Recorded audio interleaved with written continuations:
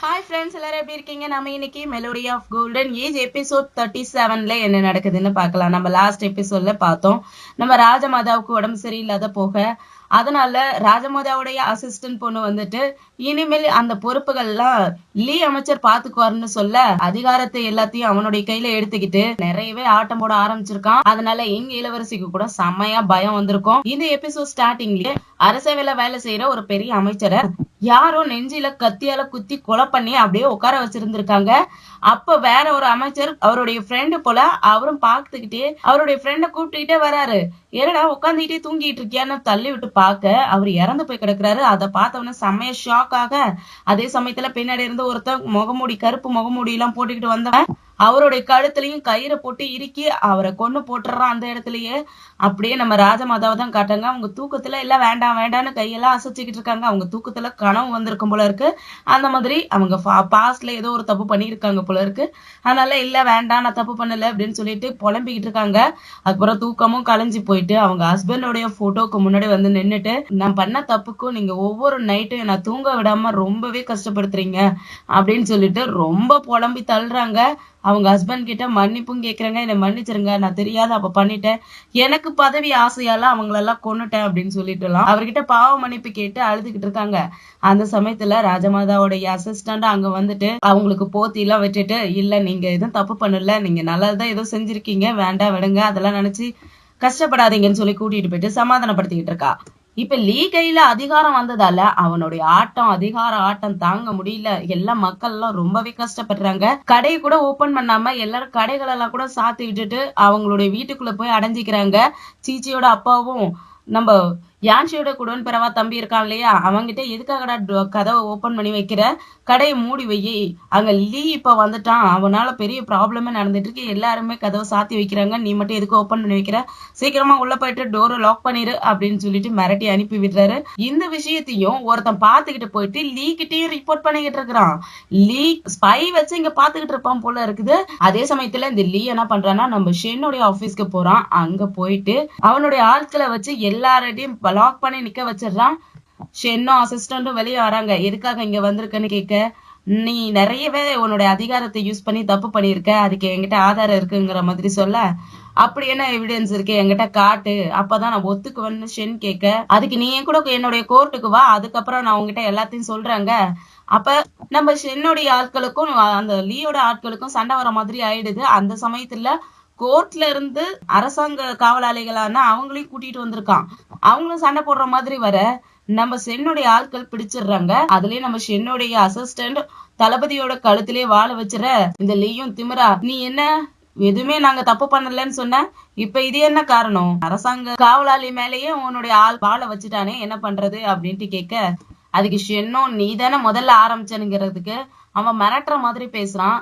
நீ மட்டும் வரலன்னா இங்க இருக்க அத்தனை பெத்தையுமே கொண்டுட்டு போயிடுவேன், உன்னால உன்னுடைய ஆட்கள் தான் ரொம்ப மோசமா அடிபடுவாங்க அப்படின்னு சொல்லவும், ஷென்க்கும் வேற வழி இல்ல, ஏன்னா அதிகாரம் இப்ப இவன் கையில தான் இருக்கு. அதனால அசிஸ்டன்ட் கிட்டயும் சரி நீ வாழை எடுத்துருன்னு சொல்ல, அவனும் நம்ம ஷென்னை பிடிச்சிட்டு போயிடுறான். இந்த விஷயம் யான்ஷியோட ஜஸ்டிஸ் ஆபீஸ்ல ஹெட்டோடைய அசிஸ்டன்ட்டுக்கு தெரிய வந்து அவர் வந்து ஹெட் கிட்ட சொல்லிக்கிட்டு இருக்காரு, இந்த மாதிரி ஷென்னை அரெஸ்ட் பண்ணியிருக்காங்க, இந்த லீ ரொம்ப மோசமான வேலையெல்லாம் பண்ணிட்டு இருக்கான், அவனுடைய அதிகாரத்துக்கு அளவே இல்லாத போய்கிட்டு இருக்கு அப்படின்னு சொல்லிட்டு இருக்கு. இதை நம்ம யான்சியும் சீச்சியும் கேட்டுட்டுறாங்க.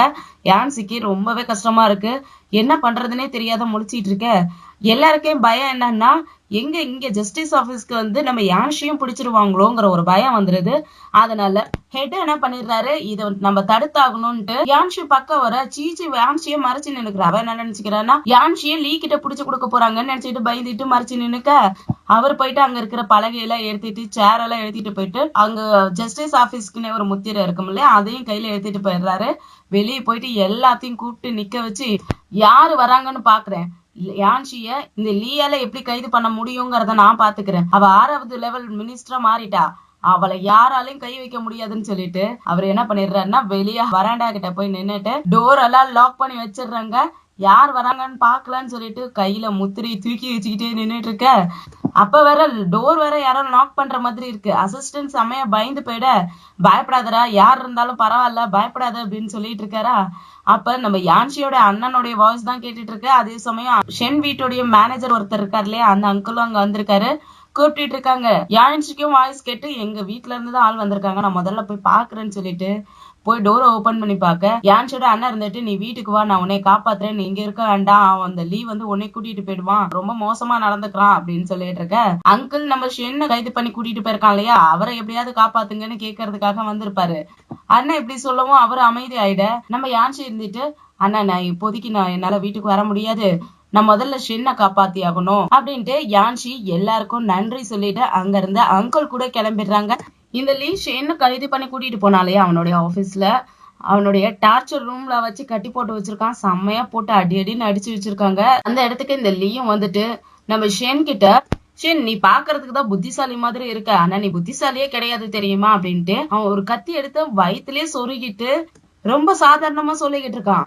ஷென்னும் வலி தாங்க முடியாமலையே, நீ தேவையில்லாத தப்பு நிறையவே பண்ணிக்கிட்டு இருக்க, அதுக்காகலாம் நீ அனுபவிப்ப பாரு அப்படின்னு சொல்லிட்டு இருக்க. இந்த லீ ஷென் கிட்ட டீல் பேச ஆரம்பிக்கிறான். ஷென், இந்த நாட்டிலேயே ரொம்ப ஸ்ட்ராங்கான ஆளுன்னா நீ நான் மட்டும்தான், அதனால நீ என் கூட சேர்ந்துக்கிட்டீங்கன்னா நாம ஒரு ஃபோர்ஸா மாறி இந்த உலகத்தையே ஆள நம்மளால முடியும், நீ என் கூட சேர்ந்துக்கோ அப்படின்னு சொல்லி கேட்கறதுக்கு ஷென் இருந்துட்டு, நீ என்ன ஒன்ன மாதிரி என்னையும் ஒரு கீழ்த்தரமான ஆளுன்னு நினைச்சுக்கிட்டியா, நீ ராஜமாதாவோட ரைட் ஹேண்ட் தான், ஆனா அவங்க என்னைக்காவது உன்னை நம்பி இருக்காங்களா, உன்னை ஃபாலோ பண்றதுக்காக ஏதாவது ஒரு ஆளை வச்சுக்கிட்டு தானே இருக்காங்க, அவங்கள நீ ரொம்ப நாளா பாத்துக்கிட்டு தானே இருக்க, அவங்க என்னைக்காவது நார்மலா இருந்திருக்காங்களா, அவங்களுடைய பேச்சு எல்லாமே சஸ்பிஷியஸா தானே இருக்கு, இந்த உலகத்திலேயே மோசமான பொம்பளை யாருன்னா அது அவங்கதான், இதுல நீயும் நானும் கூட அவங்களுக்கு அடிமையா வேலை செஞ்சுக்கிட்டு இருக்கோம், அவங்களால நீயும் பாதிக்கப்பட்டிருக்க, நானும் பாதிக்கப்பட்டிருக்கேன், ஏன் உன்னுடைய ஃபேமிலி கூட அவங்களாலதான் பாதிக்கப்பட்டிருக்காங்க, உனக்கு தெரியும்ல, ஏன் உனக்கு யாரும் சொல்லலையா, உங்க குடும்பமே செத்ததுக்கு காரணம் யாருன்னா அந்த ராஜமாதா தான் அப்படிங்க ஷென்னும் அப்படியே முறைச்சிட்டு அந்த லீய பாத்துட்டு இருக்க. அந்த லீயும் விடாம, ஆனா நீ என்ன பண்ற, ஒரு முட்டாள் மாதிரி அந்த லேடிக்கு நீ ஹெல்ப் பண்ணிக்கிட்டு இருக்க, உங்க குடும்பத்தையே கொன்ன ஒரு லேடிக்கு நீ ஹெல்ப் பண்ணிக்கிட்டு இருக்க அப்படின்னு சொல்லிட்டு இருக்க.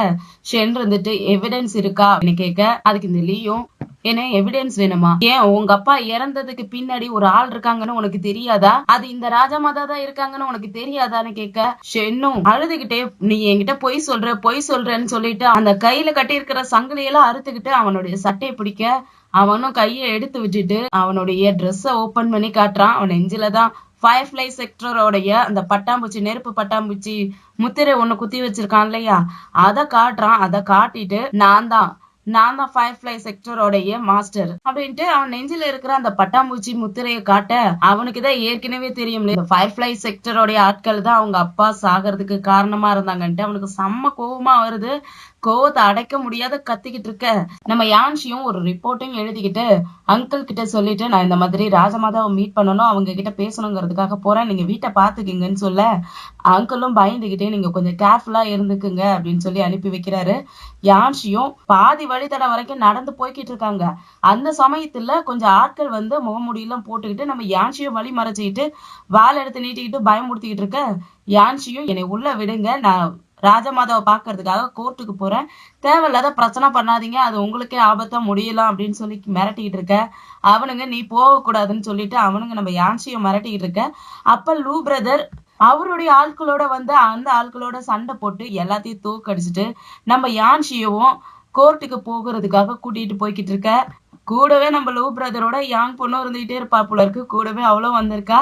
அவளும் நம்ம யான்சியை கூட்டிட்டு போக, யான்சியும் ராஜமாதா இருக்கிற இடத்துக்கு முன்னாடி வந்து மண்டி போட்டுக்கிட்டு, ஷென் எந்த தப்புமே பண்ணல, அவன் ஒரு நிரபராதி, அவனை விசாரிக்கிறதுக்கு எங்களை மாதிரி நீதிமன்றத்துக்கிட்ட விடுங்க, இப்ப ஷென் லீயோட கோட்டையில ரொம்பவே கொடுமை அனுபவிச்சுட்டு இருக்கான் அப்படின்னு சொல்லிட்டு ரொம்ப நேரமா பனியில முட்டி போட்டுக்கிட்டு கேட்டுட்டு இருக்காங்க. ராஜமாதாவோட அசிஸ்டன்ட் கூட வந்துட்டு, நீ இங்க வந்து தேவையில்லாத இந்த மாதிரி முட்டி போட்டுட்டு கேக்குறதுல எந்த ஒரு பிரயோஜனமும் கிடையாது, ராஜமாதா மன்னிக்க மாட்டாங்க, இப்ப எல்லாமே லீ கையில தான் இருக்கு, லீ தான் பாத்துக்கிறான், நீ இங்க இருந்து மண்டி போட்டு இப்படி கத்துனாலும் உனக்கு எந்த இதுவும் கிடைக்க போறது கிடையாது, நீங்க இருந்து கிளம்பு, உன் உடம்ப பாத்துக்குன்னு சொல்லி அனுப்பிவிட்டாலும் நம்ம யான்சி கேட்கிற மாதிரியே இல்ல நான் இங்கே இருந்து ஷென் வெளியே வர வரைக்கும் நான் முட்டி போட்டு கேட்டுக்கிட்டே தான் இருப்பேன், நான் இங்க இருந்து போக போறது இல்லைன்னு சொல்லிட்டு முட்டி போட்டுக்கிட்டு இருக்கேன். அந்த பொண்ணு அங்க இருந்து போயிடுறா, யான்சியும் மண்டி போட்டுக்கிட்டே இருக்க. அதுக்கப்புறம் நம்ம லூ பிரதரும் யாங் பொண்ணும் வெளியே வந்துடுறாங்க.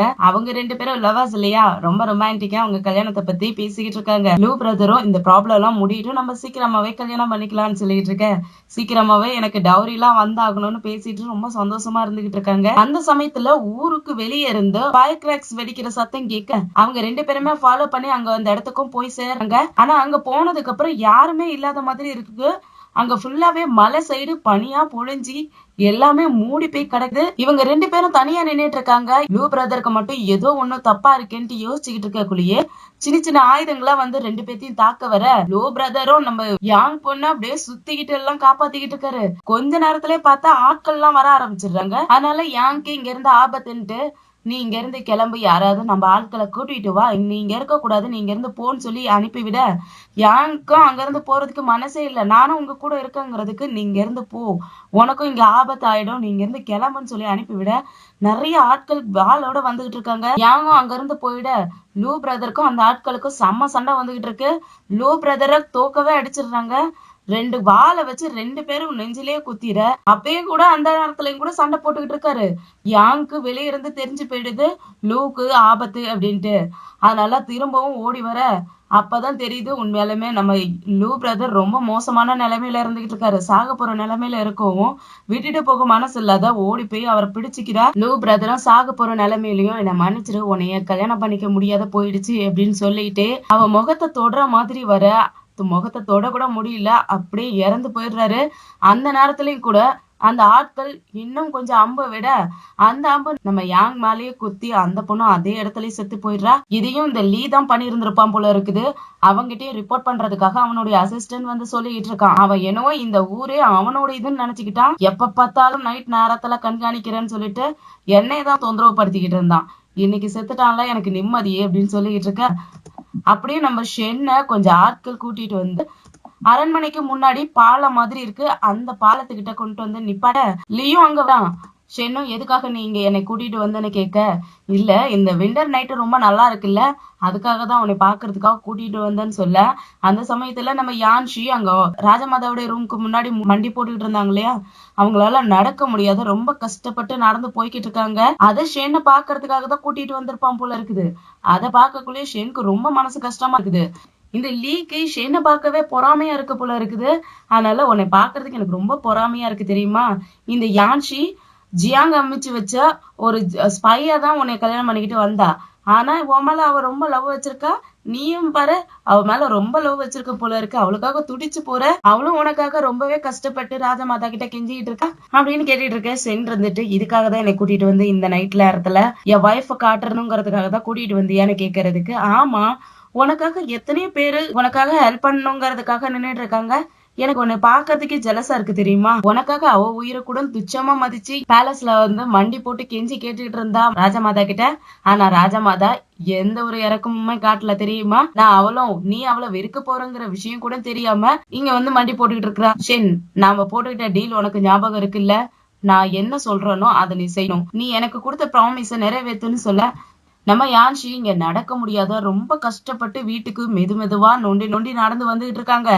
வீட்டுக்கு வந்து சேர்ந்துடுறாங்க. அங்கிளும் டோரை ஓபன் பண்ணிவிட்டு உள்ள வாங்கன்னு கூப்பிட நம்ம யான்ஷியும் உள்ள நொண்டி நொண்டி வந்துகிட்டு இருக்காங்க.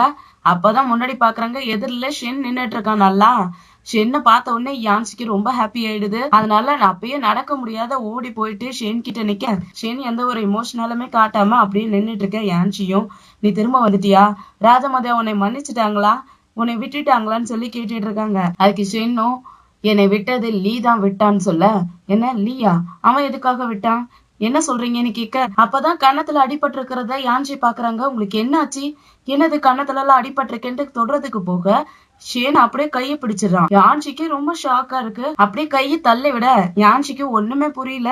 என்னாச்சுன்னு கேக்குறதுக்கு எல்லாமே முடிஞ்சு போச்சுன்னு ஷேன் சொல்றதுக்கு, என்ன சொல்றீங்க எனக்கு சுத்தமா ஒண்ணும் புரியலையேன்னு கேட்க, நீயும் நானும் கல்யாணம் பண்ணிக்கிட்டோம்னே அது இன்னையோட எல்லாம் முடிஞ்சிருச்சுன்னு சொல்ல, என்ன சொல்றீங்கன்னு கேட்க, ஆமா நம்ம 2 பேருமே 3 மாசம் அக்ரிமெண்ட்ல தான் கல்யாணம் பண்ணிக்கிட்டோம், டேட்டும் முடிஞ்சிருச்சு, அதனால இன்னையோட எல்லாத்தையும் முடிச்சுக்கலாங்கிறதுக்கு யான்ஷிக்கு என்ன நினைச்சுக்கிறாங்கன்னா இவன் ஏதோ ஒரு ஆபத்துல இருக்கான்னு நினைச்சிட்டு, உங்களுக்கு ஏதாவது ஆபத்து இருக்கா, அதனாலதான் நீங்க என்கிட்ட இப்படி விலைக்கு போகணும்னு நினைக்கிறீங்களா, எதா இருந்தாலும் சொல்லுங்க, நான் இருக்கேன், என் ஃபேமிலி இருக்கு, நம்ம எல்லாருமே ஒன்னா சேர்ந்து எல்லாத்தையும் எதிர்கொள்ளலாம் அப்படின்ட்டு கேட்டுட்டு இருக்க. அதுக்கு சென்று இருந்துட்டு, உனக்கு புரியுதா இல்லையா யான்ஷி, நான் என்ன சொல்றேன்னு உனக்கு புரியுதா, உனக்கு என்ன கேப்பபிள் இருக்கு என்னை கல்யாணம் பண்ணிக்கிறதுக்கு, என் கூட நீ வாழ்றதுக்கு, என்னோட லைஃப் பார்ட்னரா இருக்கிறதுக்கு உனக்கு ஏதாவது நாலேஜ் இருக்குதா, என்னுடைய ஃபேமிலி உன்னால பாத்துக்க முடியுமா?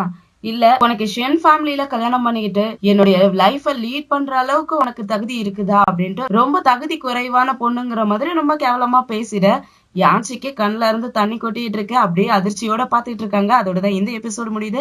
அடுத்த எபிசோட்ல என்னென்ன ட்விஸ்ட் எல்லாம் காத்திருக்குன்னு வெயிட் பண்ணி பார்க்கலாம். இந்த வீடியோ பிடிச்சிருந்துச்சுன்னா லைக் பண்ணுங்க, உங்க ஃப்ரெண்ட்ஸ் அண்ட் ஃபேமிலிக்கு ஷேர் பண்ணுங்க. அப்படியே நம்ம சேனலை சப்ஸ்கிரைப் பண்ணி பெல் ஐக்கனை கிளிக் பண்ணி வச்சுக்கோங்க. அடுத்தடுத்த எபிசோட் நோட்டிபிகேஷனுக்காக. அடுத்த எபிசோட்ல சந்திக்கிற வரைக்கும் பாய் அண்ட் தேங்க்யூ.